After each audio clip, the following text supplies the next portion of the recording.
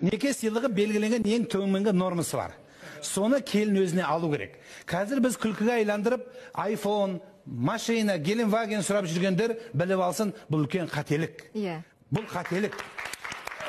Бұл жердегі 2 жасқа ер азаматқа ауыр түспейтін, оның көкірегі көтерілетін, ауқымы жететін, шын көңілімен беретін, және ол жақсылық ниетпен берілетін ұлы сыйлық болады.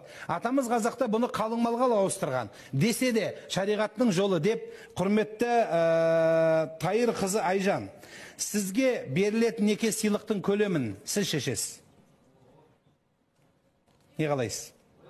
Мен алтын деп айтқам, 50 грамм. 50 грамм. Жақсы, 50 грамм алтын.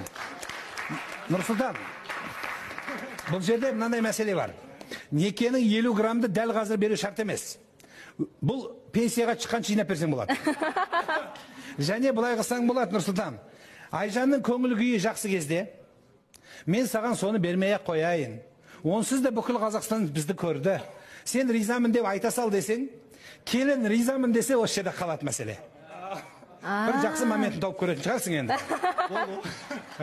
Жоқ, бер деп келін тұрып алса, онда беру керек.